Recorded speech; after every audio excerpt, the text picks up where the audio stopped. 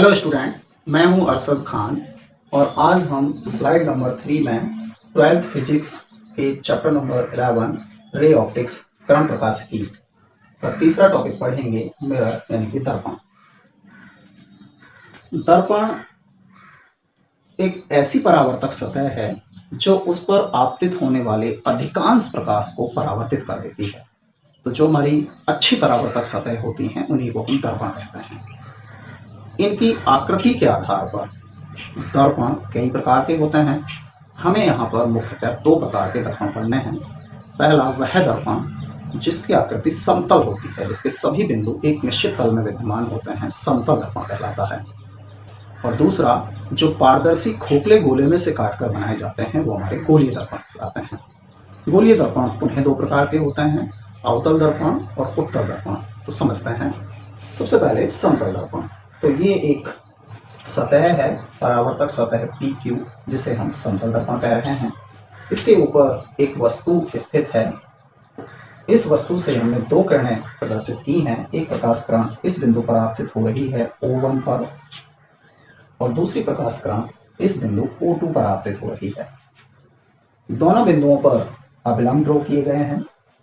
अभिलंब के साथ बनाए गए आपतन कोण I1 और I2 प्रदर्शित किए गए हैं। हमें ज्यामिति से साफ साफ नजर आ रहा है कि जो I2 का मान है वो I1 से बड़ा है। तो जो यहाँ पर R1 और R2 के मान प्राप्त होंगे वो डेफिनेटली I1 इक्वल R1 होगा और I2 को इक्वल R2 होगा। तो जब I2 I1 से बड़ा है तो R2 भी R1 से बड़ा होगा। कहने का मतलब कि अगर ये प्रकाश किरण जितना कोण बनाते हुए इतना ही कोण बनाते हुए इधर निकली है, तो ये प्रकाश किरण अधिक कोण बनाते हुए आई है तो अधिक कोण बनाते हुए निकलेगी। ये प्रकाश किरण ऐसे तिरछी निकलेंगी। तो जब हम इसे देखेंगे यानी कि मानव नेत्र पर आपतित होंगी तो इस प्रकार से आपतित होंगी कि इनके मध्य की दूरी बढ़ रही होगी। तो इधर ये वास्तव में कभी मिल नहीं सकती, वास्तविक प्रतिबिंब निर्मित नहीं कर सकती। तो अगर इन्हें काल्पनिक रूप से पीछे बढ़ाकर देखा जाए तो ये इस बिंदु से आती हुई प्रतीत होंगी, यानी कि वस्तु का आभासी प्रतिबिंब दर्पण के पीछे निर्मित होगा। तो समतल दर्पण के द्वारा जो बनने वाला प्रतिबिंब होता है उसके मुख्य गुणधर्म 5 होते हैं। पहला गुणधर्म है कि वह प्रतिबिंब दर्पण के पीछे बनता है, आभासी होता है, हम उसे स्पर्श नहीं कर सकते। सेकंड गुणधर्म है कि वो प्रतिबिंब सीधा बनता है, वस्तु जैसे सीधी होती है दर्पण के पीछे प्रतिबिंब भी सीधा बनता है। हम सुबह सुबह दर्पण देखते हैं तो जब अपना चेहरा देखते हैं तो जैसे हम दर्पण के सामने खड़े होते हैं ऐसे ही हम दर्पण के पीछे दिखाई देते हैं। तो पहला गुण क्या था? आभासी होगा। दूसरा गुण क्या था? सीधा होगा। तीसरा गुण क्या है कि समान आकार का होगा, जितनी बड़ी वस्तु होगी उतना ही बड़ा प्रतिबिंब बनेगा। चौथा गुण क्या है कि हम दर्पण के सामने दर्पण से जितनी दूरी पर होंगे हमारा प्रतिबिंब दर्पण के पीछे दर्पण से उतनी ही दूरी पर बनेगा, तो समान दूरी होगी।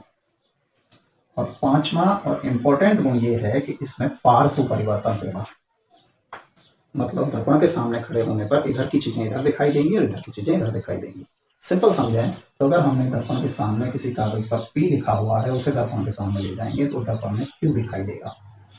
ये कहलाता है लैटरल इफेक्ट, साइड परिवर्तन या पार्श्व परिवर्तन। तो ये समतल दर्पण से बनने वाले प्रतिबिंब के मुख्य गुण होंगे।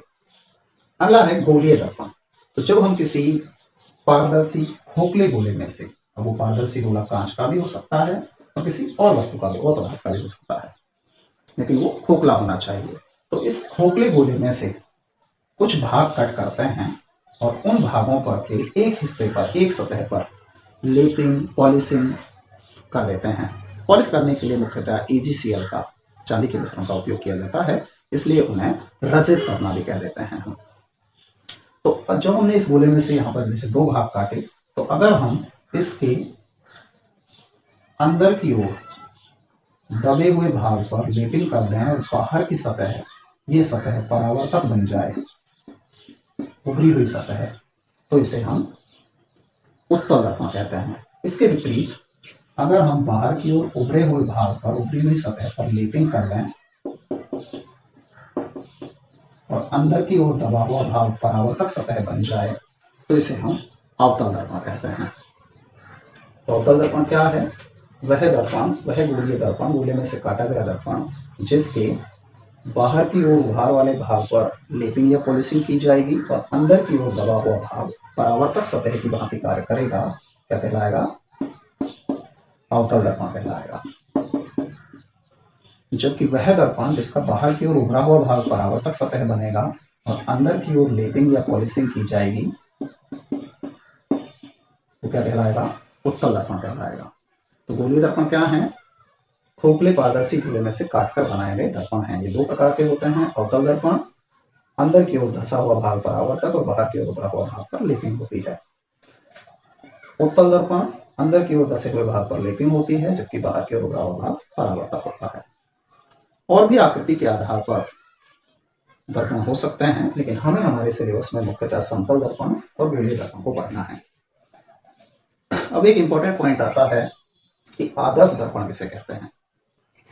तो वह परावर्तक सतह या दर्पण जो उस पर आपतित होने वाले संपूर्ण प्रकाश को परावर्तित कर देता है, उसमें से कुछ भी भाग को अवशोषित नहीं करता है, आदर्श दर्पण कहलाता है। ये एक हाइपोथेटिकल कॉन्सेप्ट है, काल्पनिक कॉन्सेप्ट है।